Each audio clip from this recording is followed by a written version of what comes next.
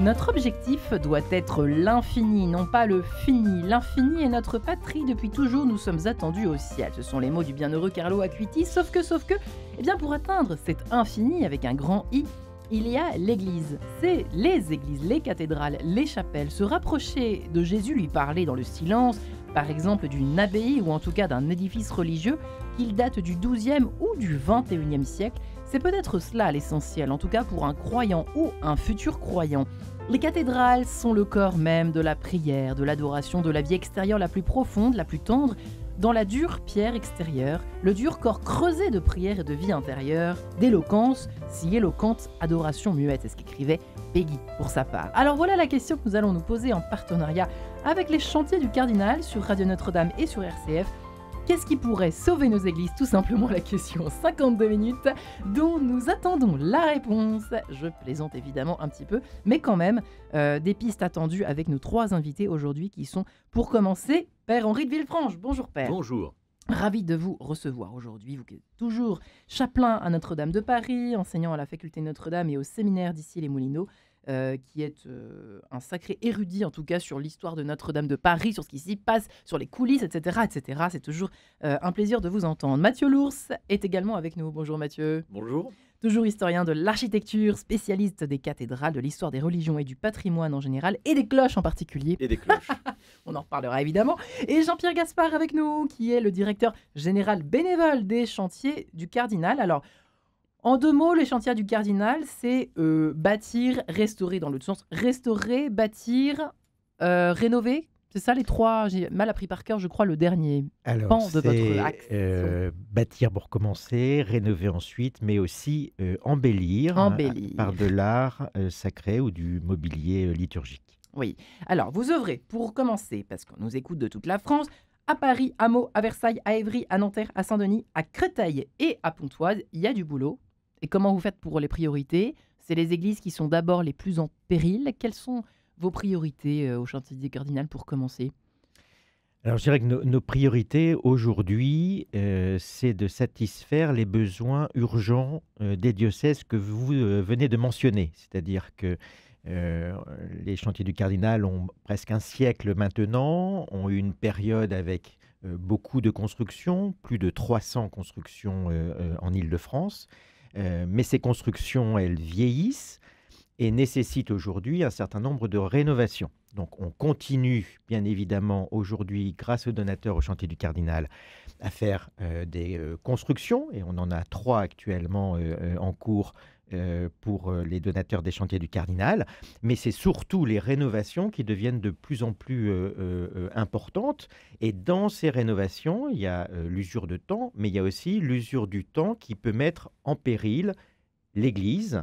Et c'est donc aussi sur ces sujets particulièrement urgents que les chantiers du Cardinal œuvrent et font leur priorité aujourd'hui. Alors Mathieu Lours, j'ai évidemment oublié de préciser que vous êtes l'auteur de cet ouvrage absolument sublimissime. J'invite vraiment les auditeurs à glisser ce livre au pied du sapin pour Noël parce que c'est juste magnifique. Je pense que c'est impossible de ne pas se convertir quand on lit ça. Je suis désolée, mais la grâce des cathédrales, une esthétique du sacré. C'est amusant parce c'est marrant, c'est amusant que ce soit parce qu'il y a eu déjà beaucoup d'ouvrages de la grâce des cathédrales déclinés, alors pas sur toutes les cathédrales, mais quasiment toutes. Oh, en tout cas, beaucoup. 35 ouvrages sortis. Près, je crois, de et mémoire. On termine par le sacré. On ne termine pas, c'est une étape. C'est une étape. Il y a plein d'autres projets encore. Ouais. Pourquoi cet ouvrage? Alors parce que le premier volume de ce diptyque qui a été publié l'an dernier traitait de l'histoire et de l'évolution stylistique des cathédrales, et que là maintenant il faut les comprendre. Donc le deuxième volume là qui vient de paraître, c'est celui où on explique comment une cathédrale tient debout, à quoi elle sert et pourquoi elle est belle et que veulent dire ces images. Alors c'est évidemment l'apparition, enfin c'est l'évêque. C'est parce qu'il y a un évêque qu'il y a une cathédrale, on peut le dire comme ça. Exactement, là où l'évêque place de manière fixe son trône, là est la cathédrale. Quelle que soit la forme de l'édifice, sa taille, c'est une question de dignité, c'est pas une question de taille. Oui. Et ça commence dès le... Alors on parle des cathédrales, du temps des cathédrales assez tard. J'ai appris ça dans votre livre. Le temps des cathédrales, le temps des cathédrales, mais même le mot cathédrale, c'est un adjectif. Jusqu'au XVIIIe siècle, c'est l'église cathédrale. C'est jamais la cathédrale tout court. C'est les romantiques qui ont inventé l'idée qu'une immense église suscite l'imaginaire, comme ça. C'est Goethe, c'est Goethe et Chateaubriand qui font naître la cathédrale. Puis Victor Hugo, bien évidemment, comme type Mais la cathédrale, une église où publiquement l'évêque s'installe, ça date de l'époque de Constantin, début du IVe siècle. Une des premières, c'est évidemment la cathédrale de Rome, que personne ne connaît sous son véritable titre, la cathédrale du Sauveur, dédiée au Christ, cathédrale de Rome et du monde, qu'on appelle aujourd'hui Saint-Jean de Latran, parce que la deuxième dédicace à Saint-Jean a supplanté la première, puis Saint-Pierre a supplanté Saint-Jean, Ouais. mais la cathédrale du monde, le pape est évêque de Rome à Saint-Jean de Latran. Ouais, c'est assez étonnant de le savoir. Écoutez, aujourd'hui, mieux vaut tard que jamais. Vous le saviez, ça, Père Villefranche, que la première On cathédrale... l'appelle même Mater et Caput, la mère et la tête de toutes les églises. Alors en ce sens, elle succède à l'église mère avec un grand thème qui est celle de Jérusalem, bien entendu, le cénacle, l'institution par Jésus-Christ lui-même, du sacrifice de la messe, etc., et de tous les sacrements et de l'église. Mais effectivement, c'est un relais qui est fondamental et que malheureusement, on ignore. L'idée d'un baptistère, d'ailleurs, devant l'église cathédrale, c'est une tradition aussi qui est très importante. Et du coup, ça relance les questions, je crois, qui nous concernent aujourd'hui. Mais au fond, pourquoi construire une église? Comment construire une église? Ouais. Pourquoi on fait des grandes églises? Parce que la question du patrimoine, c'est aussi... les églises très grandes sont peut-être difficiles à entretenir, difficiles à occuper, difficiles à soutenir, difficiles à embellir. Voilà, les trois verbes que vous aviez qui sont très précieux. Ça joue beaucoup aussi sur la taille. Au début, on a commencé petit. Au départ, on a commencé petit, les uns les autres. On a commencé petit, les églises romanes. Ah non, on a commencé très grand. Les basiliques constantiniennes, 4e siècle, vous en avez qui font 150 mètres de long. Saint-Pierre, Saint-Jean de Latran, Saint-Paul hors les murs. Au contraire, on commence grand et monumental à Jérusalem avec la rotonde du Saint-Sépulcre et la basilique de l'Anastasis. Non, on commence monumental. C'est les empereurs qui ont mis en œuvre les premières églises pour montrer que la religion romaine était désormais celle du Christ. Ouais, et donc plus proportionné à la taille, enfin plus à taille humaine. Disons que la taille et la beauté du monument attirent les foules. Ouais. On ne les a pas construits seulement pour envelopper les foules, on les a construits pour susciter l'arrivée des foules. Ouais. Et en effet... Après, il y a une autre question, c'est que font les foules? À quoi les parce qu'on a toujours l'impression, et elle n'est pas fausse évidemment, que dans une église, on célèbre la messe. Bon. Ouais. Mais on fait pas que ça. Non. Et si on fait des très grandes églises, c'est aussi pour rassembler du monde. Il y a d'autres activités. Vous voyez, nous, on a toujours l'impression, surtout les catholiques latins, quand on se réunit, c'est forcément pour la messe. Ils vont à la messe, on est tous des talas, si j'ose dire. Mais en réalité, l'énorme espace qui est ainsi construit, et à commencer par les basiliques, a peut-être d'autres usages. Quand il pleut, quand il fait froid. C'est vrai qu'on s'y abrite, on peut Ben même oui. y dormir parfois. Mais oui, non, mais on peut faire des marchés, on peut aussi on peut faire des conférences, on peut faire des réunions, Des concerts. on peut rassembler le peuple. Il y a pas mal d'activités. On va en parler, mais il y a vraiment une dimension, et à Notre-Dame, on le voit bien, dans cette pas reconstruction, dans cette rénovation de Notre-Dame, il y a la dimension cultuelle et la dimension culturelle, et les deux vont ensemble. Oui, et Victor Hugo, évidemment, a bien travaillé sur ce plan-là. Et c'est vrai qu'on peut circuler aussi. Et c'est l'avantage des grands édifices.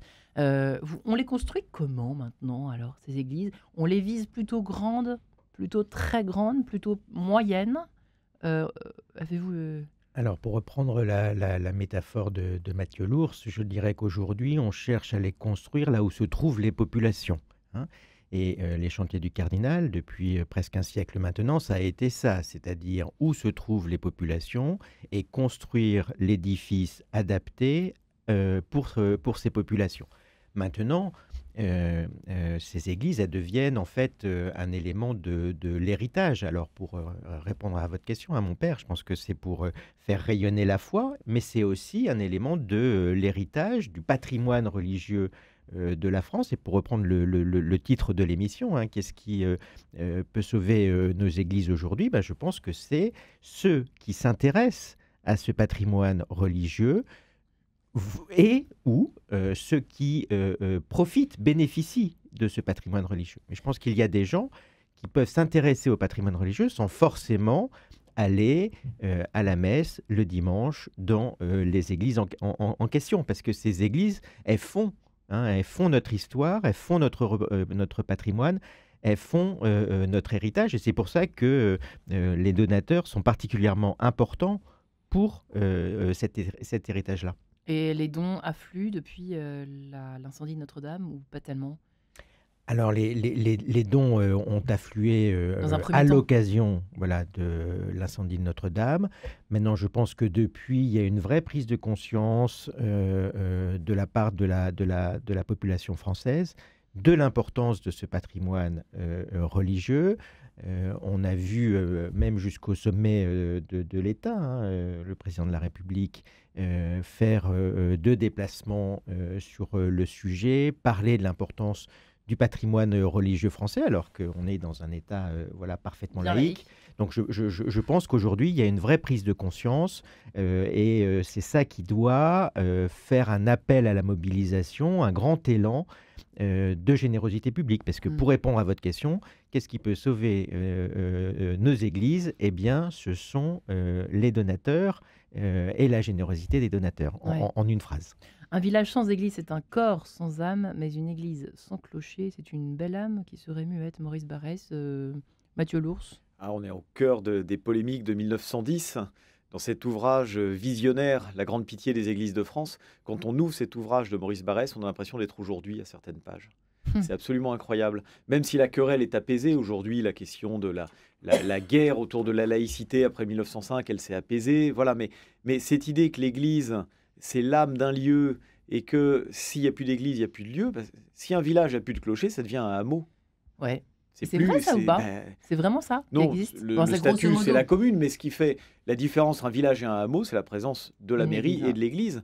Mais après, il faut constater qu'à la différence de Maurice Barrès, c'était un temps où la majorité de la population était rurale et pratiquante. Aujourd'hui, la population est majoritairement urbaine et non pratiquante. Qu'est-ce qu'on fait des églises rurales? Ouais, alors, oui, Père de Villefranche. J'ai un souvenir quand j'étais plus jeune et que je passais une partie de l'été à faire des camps scouts. On allait toujours voir le curé local qui était plus ou moins proche. Et on le trouvait, il voulait absolument, enfin, il nous invitait à ce que l'église puisse être utilisée par notre troupe afin de faire un noyau qui puisse. Mais le maire, enfin des maires, me disait, mon père, on a un presbytère, on vous l'ouvre pendant l'été. Nous, on voudrait que la messe soit célébrée tous les dimanches. Parce que ça va avec la boulangerie, ça va avec le bistrot, ça va avec voilà, la mairie, l'église, les commerces. Il faut une âme. Et le maire, je ne sais pas s'il était catholique, je ne crois pas, mais pour la vie de son village, et ça c'est une originalité quand même de la tradition chrétienne, c'est que il y a une dimension universelle. C'est-à-dire que c'est pour tous. On s'en Ouais. rend bien compte d'ailleurs avec les travaux qu'on fait à Notre-Dame, mais je crois que ça doit servir d'exemplaire un peu pour toutes les églises. Les gens, on les invite à être généreux et à donner. Mais on doit aussi pouvoir témoigner d'un avantage à faire cela. C'est pas complètement gratuit. On a intérêt à ce que les églises soient bien construites, soient belles, soient bien ornées, et surtout, ne l'oublions pas, qu'elles racontent quelque chose. Et ce qu'elles racontent, à travers les vitraux, à travers les statues, c'est l'histoire du salut. Et cette histoire du salut, il n'est pas pour quelques-uns, il est pour tous. C'est à la fois un avantage énorme et une difficulté, parce que c'est quelques-uns qui sont au courant, si j'ose dire. Ouais, surtout Mais aujourd'hui. voilà. Mais d'un autre côté, alors on sent plus ou moins consciemment, alors ça peut être un don du Saint-Esprit, mais c'est aussi notre petite cervelle qui marche, en disant que ce qui est dit, ce qui est célébré, ce qui se passe dans une église est avantageux. On parlait du village, pour le village tout entier. Pas simplement pour faire venir du monde qui va faire ses achats à la boulangerie et au bistrot, hein, mais quelque chose est entendu, partagé, qui fait du bien. Et Ouais. ça, c'est une conviction que nous devons avoir. Moi, je me suis aperçu, au bout de plus de 30 ans de ministère, que dans mes paroisses, le dimanche, je ne parlais qu'à des catholiques. Ouais. Oui, mais je ne me rendais pas compte. Il a fallu que j'attende de célébrer à Notre-Dame pour me dire, à Notre-Dame, et c'est un choix assumé, il y a les gens qui viennent à la messe, qui sont dans la nef au centre, et puis il y a un millier de personnes qui tournent autour, et je me dis, mais au fond, la messe, c'est Pourquoi pas les se- attraper, effectivement. Voilà, non, mais c'est pas seulement pour ceux qui sont croyants et qui viennent honorer le Seigneur, etc., mais tous les gens qui tournent, qui déambulent, qui viennent de près ou de loin, ça les concerne. Et quand Jésus dit la coupe de mon sang versée pour vous et pour la multitude, Alors, dans ma tête, je me suis fait une petite distinction. Pour vous, les croyants qui venaient, et la multitude, c'est-à-dire ceux qui tournent autour, que ça intéresse ou pas, et puis ceux qui sont de plus en plus loin, c'est pour eux. Ouais. Et j'y fais attention, et Notre-Dame, et toutes les églises, doivent avoir le souci de parler à l'humanité tout entière. Mathieu Lours, il y a eu d'autres périodes, on imagine, il y a eu des guerres, des incendies, des révolutions, où les restaurations d'églises et de cathédrales ont été difficiles, lourdes à porter, dans tous les sens du terme. La pire hécatombe, ça a été les guerres de religion. Entre 1562 et 1598, les protestants ont mutilé, détruit, abattu un très grand nombre d'églises. Rien que pour les cathédrales, il y en a 57 sur les 129 qui ont été profanées et 10 qui ont été totalement détruites. Et donc, on reconstruit pendant tout le XVIIe siècle. Et voire le XVIIIe. L'exemple, c'est la cathédrale d'Orléans, qu'on construit à l'identique, en gothique, pendant toute la période. Il n'y avait pas besoin des chantiers du cardinal à l'époque, aussi quand même. Alors, il y avait des grosses difficultés à trouver ces fonds, parce qu'au Moyen-Âge, la terre rapportait beaucoup plus qu'au XVIIe, XVIIIe siècle. Et quand on avait construit très grand à l'époque de l'apogée agricole du XIIIe siècle, est-ce qu'on pouvait refaire la même chose au XVIIe, XVIIIe? Ce n'était pas évident. Pour Orléans, le diocèse n'avait plus les moyens. Et il a fallu que l'État lui affecte les revenus de 4 greniers à sel, donc de 4 receveurs de gabelle, en fait, pour reconstruire cette cathédrale. Elle a été construite parce qu'on salait les plats, finalement, et c'est comme ça qu'il a fallu trouver ce qu'on appellerait aujourd'hui une exemption fiscale.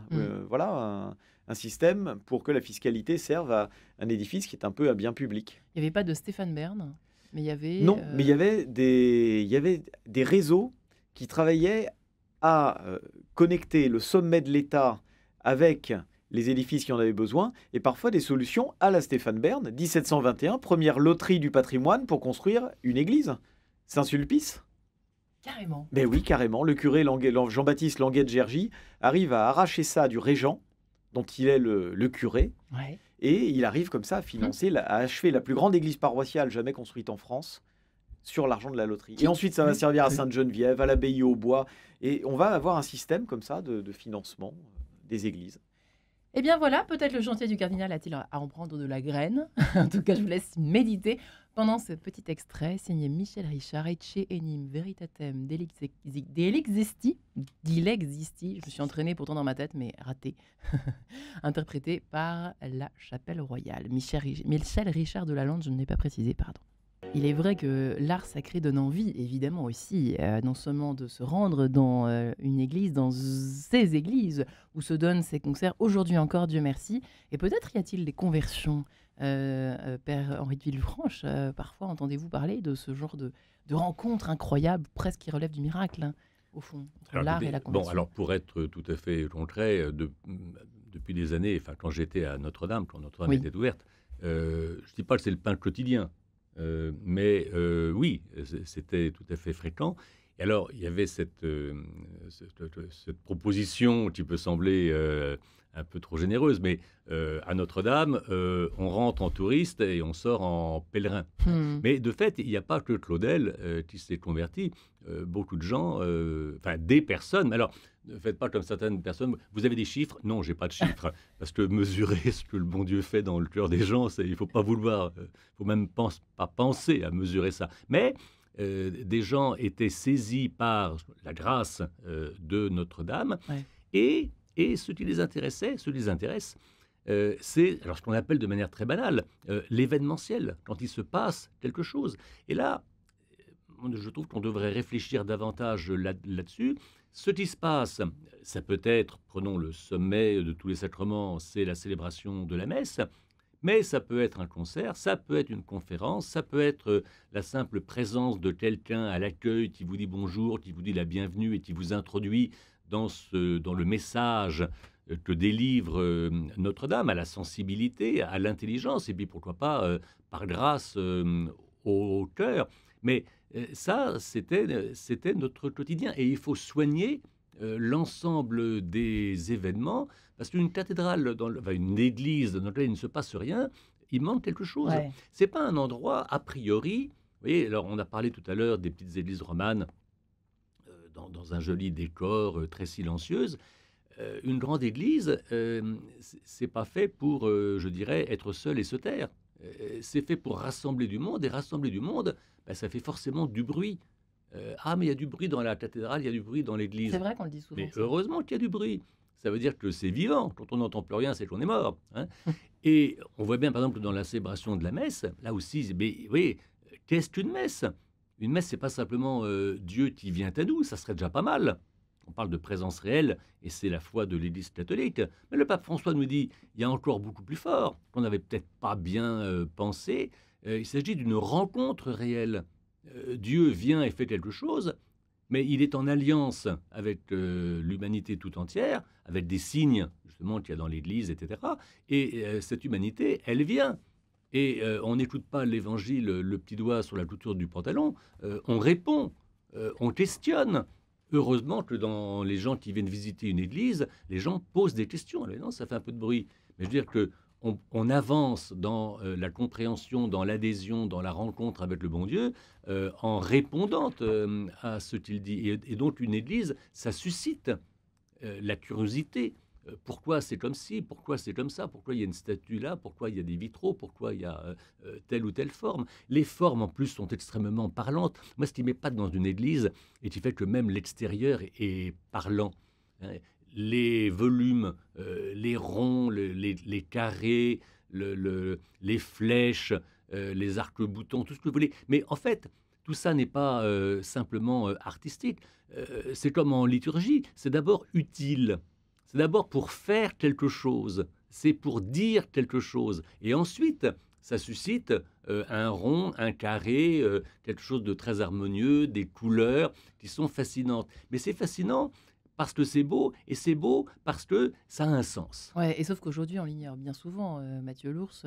Heureusement que vous êtes là, vous, et puis les historiens de l'art, et puis les théologiens, et puis les prêtres comme le père de Villefranche, pour nous le rappeler que tout ça a un sens. Mais il y a une ignorance aujourd'hui qui est presque, je dirais, triste, allez, disons-le. Hein. Oui, oui, on trouve. J'ai une étudiante de première année qui pensait que la Vierge Marie était une des protagonistes des guerres de religion, par D'accord. exemple, qu'il avait rangée avec Catherine de Médicis et Charles IX, parce que j'avais dit dans mon cours que les protestants la reconnaissaient pas, donc elle était forcément D'accord. catholique.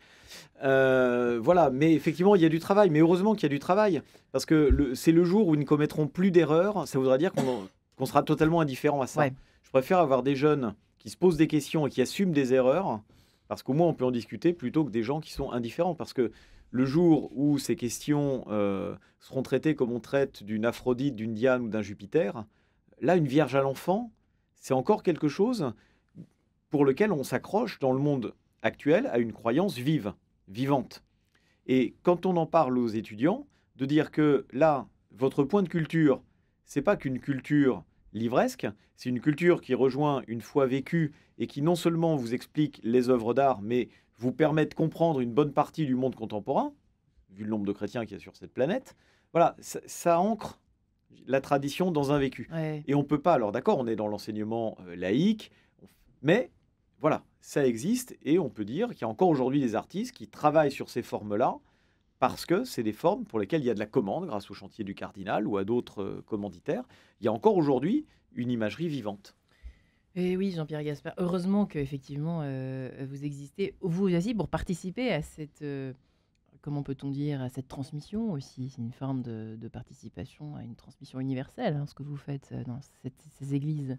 Oui, alors absolument, hein, grâce à toutes les personnes et notamment les donateurs qui s'engagent pour les chantiers du cardinal. Et je dirais, moi je voudrais aussi lancer un cri aujourd'hui à ce micro, c'est-à-dire que là on est en train de parler de beau, on est en train de parler de traces dans l'histoire, et c'est tout à fait vrai. Sauf que aujourd'hui, on a des églises qui sont en situation d'urgence. On a des églises aujourd'hui qui sont fermées par ce qu'on appelle arrêté de péril, c'est-à-dire que plus personne n'a le droit d'y rentrer parce que les Quelle églises tristesse, hein. sont considérées comme en péril. Donc, et je vais donner les trois grands motifs qui amènent à ça. Premièrement, on a des églises qui s'affaissent, c'est-à-dire que les sols sur lesquels elles sont construites bouge, et donc l'église s'affaisse, il y a des grandes fissures, et donc ça met en péril l'église. Aujourd'hui, on en a plusieurs, hein, on en a 3, 4, 5 en Île-de-France dont s'occupent les chantiers du cardinal. Ensuite, on a les matériaux qui s'effritent, parce que ces églises ont été, enfin les dernières églises construites depuis un siècle l'ont été à la grande période du béton armé.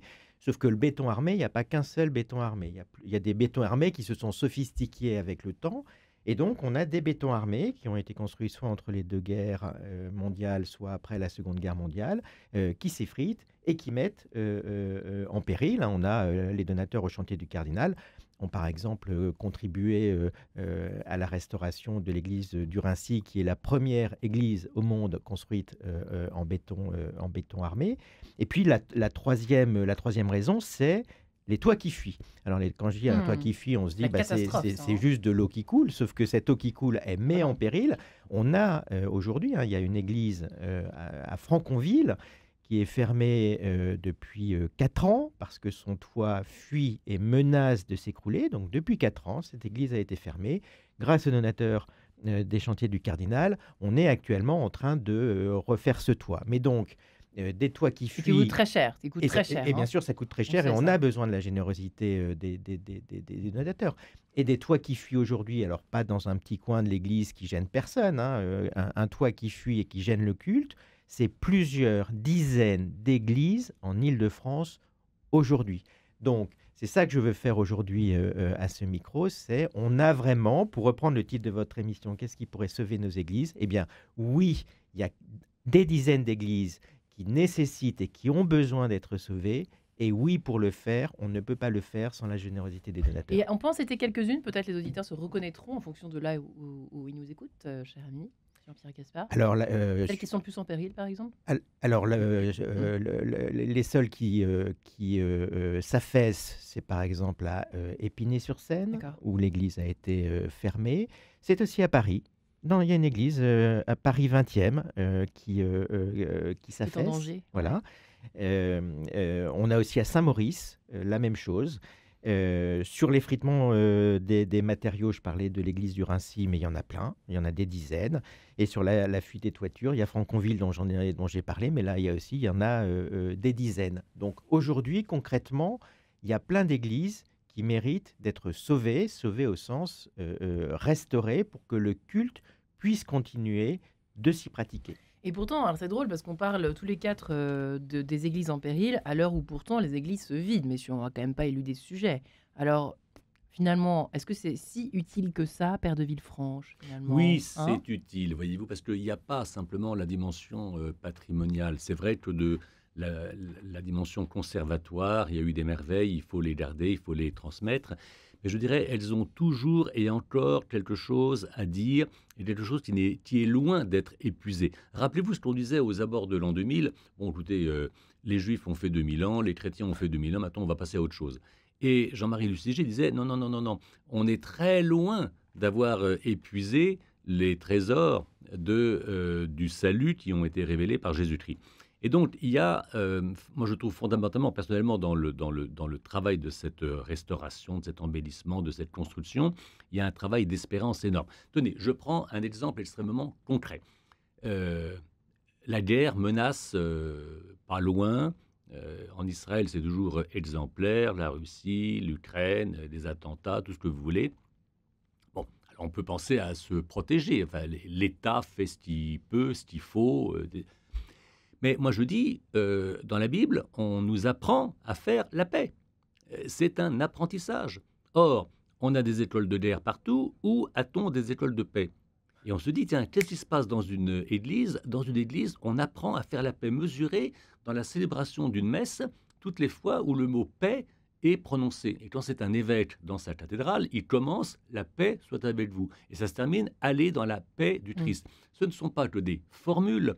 C'est un endroit qui devrait, si on était intelligent, dans le monde contemporain, on devrait venir à la messe dominicale, ne serait-ce que pour apprendre à faire la paix. Alors la paix avec soi, la paix avec sa famille, la paix avec son voisin, mais aussi la paix dans le monde. Et moi, j'ai suggéré au dit Casa de Notre-Dame, où on cherche à la fois le sens, on va dire, littéral, c'est-à-dire la sculpture, l'architecture, et le sens spirituel, comme dans la Bible. Je dis, à partir du 7 octobre, enfin, on était le lendemain ou le surlendemain du 7 octobre, à partir de maintenant, un point spirituel, ça ne sera pas simplement le mystère de l'incarnation, le mystère de la Trinité, ça sera comment Notre-Dame nous apprend à devenir fabricants de paix.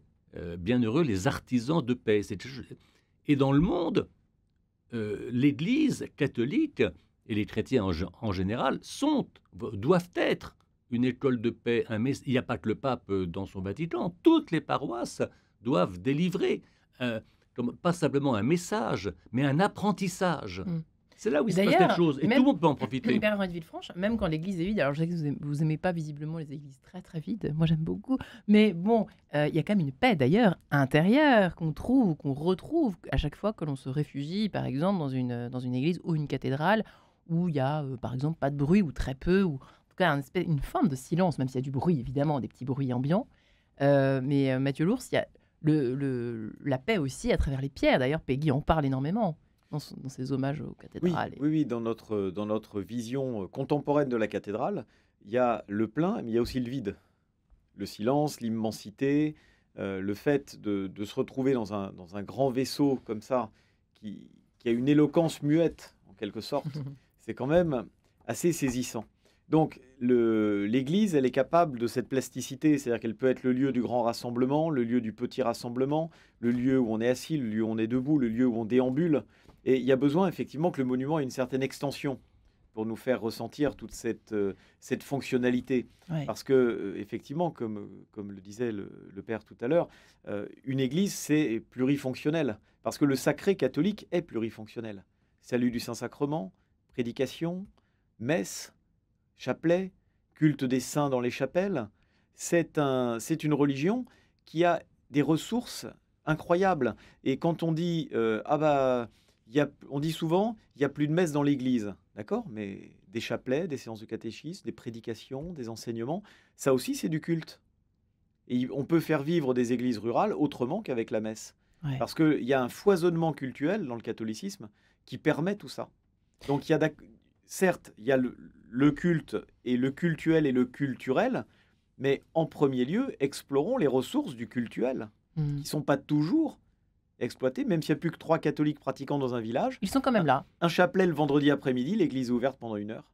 Ouais. Avec 3 personnes qui prient. Même si parfois il faut batailler pour ouvrir l'église. Enfin, je sais que c'est encore un autre sujet. Quand on est pèlerin, on est furieux quand on voit des églises. Je trouve qu'elles sont de plus en plus ouvertes quand même dans la journée. En France, là je dépasse les frontières de l'Île-de-France, les amis, mais c'est vrai que j'ai l'impression qu'il y a encore un peu de travail. Alors c'est moins fermé qu'en Espagne. Hein. En Espagne, c'est terrible. Mais bon, déjà qu'une église soit ouverte, c'est déjà une forme de paix.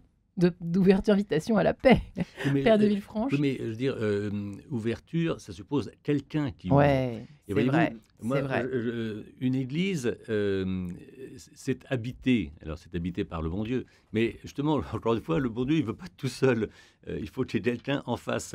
Et il faut des personnes. Alors, qu'est-ce qui va décider quelqu'un à donner du temps pour ouvrir une église ? Ça sera forcément parce que dedans, il y a quelque chose à voir, à entendre et à vivre. Ouais. Et c'est ça qu'il faut identifier. Moi, pardonnez-moi de revenir toujours à Notre-Dame, enfin, on est quand même stupéfait de voir qu'avant l'incendie, dans la nef, il y avait 14 chapelles qui, en gros, étaient inutilisées. Elles ne racontaient rien. C'est ahurissant de voir toutes ces possibilités, toutes ces ouvertures dans lesquelles il n'y a rien. Elles sont muettes. Il faut faire des programmes. Alors, il y a 36 programmes que l'on peut faire. On peut raconter tellement de récits, que ce soit les récits bibliques, le récit des saints. Mais je dis effectivement que tout est à faire. Ouais. On l'a fait. Ça a été démoli, évidemment. On a détruit les statuaires, on a détruit les tableaux, on a détruit des tas de choses. Eh bien, il faut les recommencer. Allons-y, en ton église, open. Et on se retrouve juste après. À tout de suite. On peut danser aussi dans une église, en ton église. Du groupe Open, à l'heure où nous parlons bien du sauvetage, si je puis dire, la restauration en tout cas de nos églises. Qu'est-ce qui pourrait bien les sauver, ces églises d'Île-de-France en tout cas, mais en règle générale aussi, ça peut aider ces pistes que nous explorons aujourd'hui avec mes 3 invités qui sont Mathieu Lours, historien de l'architecture, qui vient avec ce magnifique ouvrage, La Grâce des cathédrales, une esthétique du sacré, aux éditions de la Place des Victoires. Nous sommes également en compagnie du Père Henri de Villefranche, chapelain Notre-Dame de Paris, qui est en ce moment à Saint-Germain-l'Auxerrois, enseignant à la faculté Notre-Dame et au séminaire d'Issy-les-Moulineaux. et puis Jean-Pierre Gaspard, qui est directeur général bénévole des Chantiers du Cardinal, avec lesquels nous sommes en partenariat, je vous le reprécise, pour ceux qui nous rejoindraient à l'instant sur Radio Notre-Dame et RCF. Alors c'est pour ça que nous parlons beaucoup d'Île-de-France, dont vous vous occupez évidemment au Chantier du Cardinal, c'est vrai, Jean-Pierre Gaspard. Mais il est vrai que c'est quand même on a parlé, c'est drôle, tout à l'heure, des restaurations à des époques précédentes, qui nous ont précédés. En fait, finalement, c'est un peu toujours la même course aux bienfaiteurs, de façon en plus généreuse. En fait, il y a une histoire de générosité aussi, hein. On n'a jamais fait payer, en tout cas en France, hein, je pense, messieurs, que c'est quand même quelque chose bien spécifique à la France. On n'a jamais fait payer une entrée dans les églises. En France, parce qu'ailleurs, c'est pas comme ça. Mais bon, c'est quand même quelque chose aussi de beau, d'une certaine façon, de faire appel à la générosité des fidèles, des personnes qui tiennent à l'art religieux et aux cathédrales et aux églises en particulier. Alors, oui, c'est beau, c'est même magnifique, hein. C'est-à-dire que, ô combien de gens sont intéressés par leur patrimoine religieux, ô combien de gens ont envie que ça laisse une trace dans l'histoire. Et cette générosité, en fait, il faut bien regarder à quoi elle fait référence. Aujourd'hui, en France, les églises, il y a deux cas de figure. Soit elles appartiennent, alors je ne parle pas des cathédrales, hein, mais soit elles appartiennent aux communes, et donc le financement, par exemple, de leur restauration, c'est par des fonds publics, hein. Soit elles appartiennent au diocèse, c'est-à-dire globalement à l'Église catholique de France, et c'est bien là où il y a besoin, en l'absence de fonds publics, où il y a besoin de la générosité des donateurs. Et aujourd'hui, les Chantiers du Cardinal et les donateurs aux Chantiers du Cardinal, s'occupent de toutes les constructions pour les diocèses, de tous les embellissements pour les diocèses et de toutes les rénovations pour les diocèses. Donc, pour un diocèse, hein, la charge de son patrimoine religieux est une part majoritaire de son budget. Et heureusement que les évêques, heureusement que les curés, heureusement que les prêtres, heureusement que les paroissiens peuvent bénéficier de la générosité des donateurs des Chantiers du Cardinal, parce que sinon, ce ne serait pas possible de sauver les églises en péril, notamment dont je vous ai parlé tout à l'heure, ou de construire de nouvelles églises comme on le fait aujourd'hui. Alors, on va parler de l'artisanat, évidemment, qui est crucial. Le père de Villefranche en sait quelque chose. Vous parliez à l'instant, père de Villefranche, justement, de l'importance de peut-être restaurer une sorte d'ordre sacramental et sacramental. Qu'est-ce que ça veut dire? Oui, alors vous savez, le mot qui définit le sacrement en bonne théologie, c'est un mot très simple, hein, c'est le mot signe. Vous voyez, un sacrement est un signe, oui, qui réalise ce qu'il signifie. Mais ça fonctionne avec cette dualité entre le signifiant et le signifié. Alors, le signifiant sont des choses très simples, hein, des choses de la vie quotidienne. On mange, vous voyez, un repas, une onction quand on est malade, une pommade, l'eau qui désaltère et qui nettoie, le feu qui chauffe et qui purifie, etc. Et alors, on passe d'une signification anthropologique, vous voyez, humaine, culturelle, que tout le monde connaît, à une signification plus spirituelle sur le monde qui vient, sur le monde de Dieu qui vient à nous, avec cette idée. Alors, là encore, il y a des malentendus, mais je ferais bien un livre sur les malentendus, mais il y aurait 35 volumes. On nous dit, par exemple, que les chrétiens fuient le monde. Les moines, notamment, fuient le monde. Ah, c'est pas vrai du tout. Les moines, ils ont inventé le champagne. Les moines, ils ont inventé les forges. Ils ont participé à une culture formidable dans les pays où ils se sont déployés. Et notre religion, notre foi, elle est caractérisée par le mystère de l'incarnation. C'est-à-dire que c'est Dieu qui vient à nous. C'est pas nous qui allons sur Mars. On a toujours l'impression qu'il y a une sorte d'évasion et que nous quitterions notre condition. Mais non, c'est Dieu qui prend les conditions humaines. Où est-ce que vous voulez en venir, du coup, père de Villefranche? Pourquoi est-ce que vous dites ça? Parce qu'il y a une tendance, justement. Non, mais parce qu'il y a beaucoup de signes très simples. Vous voyez, dans une église, qu'est-ce qui intéresse les gens? C'est pas simplement le grand et le premier, et le dernier même des sacrements qui est la messe. C'est de l'eau bénite. C'est un partage, oui, c'est un enseignement, c'est un chant, Saint-Augustin, il a été converti par le chant des psaumes. Ouais. Au début, il aimait la musique, et puis après, il se dit, tiens, il y a un texte. Oh, mais le texte, c'est pas mal non plus. Ah, et puis après, il se laisse convertir Boum. par la parole de Dieu. Mais vous voyez, c'est ça qu'il faut mettre. Une église, ça met ça en œuvre. Ouais. Et il n'y a pas que le mobilier liturgique fondamental qui est important. Il y a tout ce qui conduit à ce mobilier, il y a tout ce qui entoure ce mobilier. Et là, il y a un langage qui doit être identifiable. C'est éloquent. Alors, il y a un petit apprentissage, évidemment, mais avec des questions qui fait qu'on arrive, degré par degré, à ce qui est le plus grand, c'est-à-dire de la communion parfaite avec le bon Dieu. Mais avant d'arriver à la communion parfaite, il y a des communions progressives, par ces signes, qui, encore une fois, parlent à tout le monde. Ouais. Ce qui fait que restaurer, embellir, construire des églises, je le répète, c'est pour le bien commun. Ouais. Parce que Dieu est le Dieu unique pour tous. Et Mathieu Lours, c'est effectivement, c'est vrai qu'on peut être emporté dans tous les sens du terme par un beau chant sacré, un beau chant dans une église, même si on ne fréquente jamais les églises. Et vous parlez justement des photographies magnifiques d'orgues, par exemple dans des cathédrales, dans les plus belles cathédrales. Enfin, en tout cas, vous avez essayé de photographier les plus beaux orgues de France, hein, c'est ça. Euh, Là aussi, il y a quelque chose d'invisible, mais presque de vibratoire, au sens ce qu'évoquait tout à l'heure, c'est assez juste. On faut être happé par des choses très concrètes, les uns par une belle statue, par exemple, mais les autres par un beau chant, par un orgue qui retentit. Voilà, quelqu'un qui... Souvent, on est assez étonné quand on rentre en plein après-midi dans une cathédrale qu'on ne connaît pas très bien, et tout à coup, boum, l'organiste s'entraîne, et alors là, on est complètement transporté.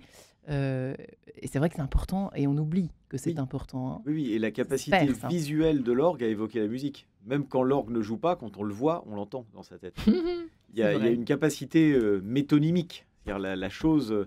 alors moi, étant moi-même organiste, je suis un peu jugé parti. Mais c'est vrai Vous que êtes l'orgue... vous-même organiste en Oui, plus.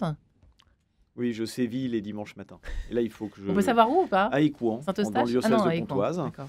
Et là, il faut que je joue doucement jusqu'à Noël. Ma fille m'a d'ailleurs fait remarquer que ça doit être un cauchemar pour moi de jouer doucement comme ça pendant plusieurs semaines. Mais on y arrive très bien. Ouais. Mais c'est vrai, qu'est-ce que ça apporte l'orgue? Il faut aimer, hein. Mais c'est quelque chose qui est depuis quelle époque d'ailleurs les premiers orgues? Depuis C'est quelle époque l'époque de 17e? Charlemagne en Occident, mais plusieurs fois l'orgue a senti le vent du boulet parce que traditionnellement, dans le culte chrétien, il n'y a que la voix humaine qui est digne de louer Dieu. Donc Ok. la réforme calvinienne, par exemple, a pas voulu d'orgue. Au Concile de Trente, on s'est posé la question. Voilà.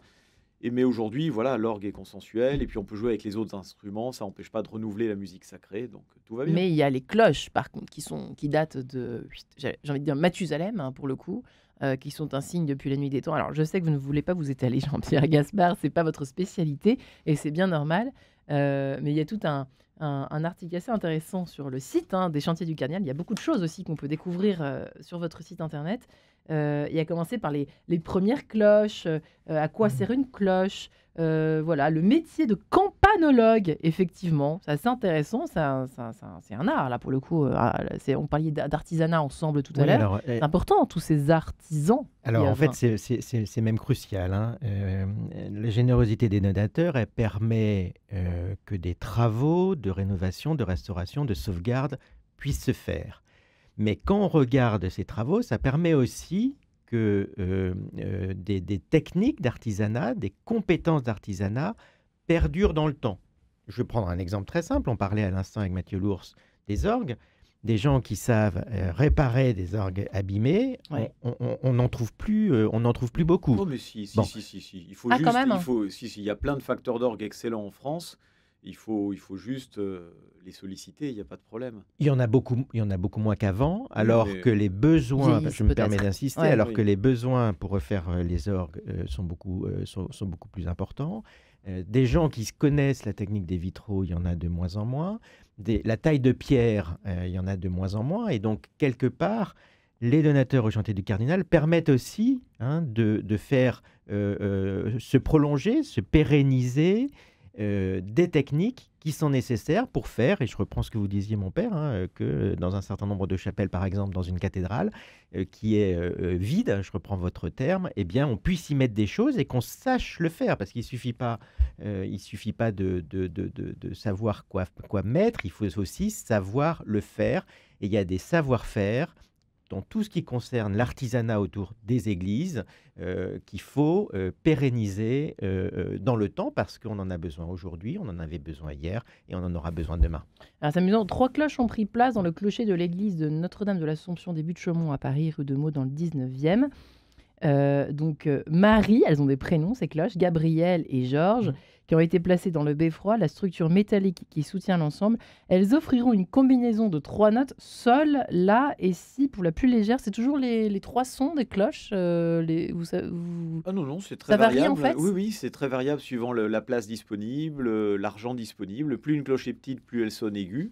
Donc si on peut avoir une belle extension de cloche, voilà. Et alors, on apprend que dans les grandes villes, la sonnerie est devenue rare au petit matin.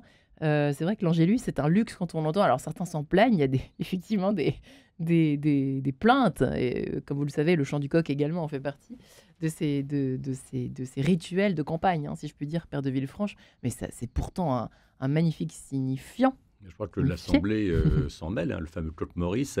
Mais oui, mais là encore... ça suppose, voyez-vous, une articulation un peu subtile entre l'individu et la communauté.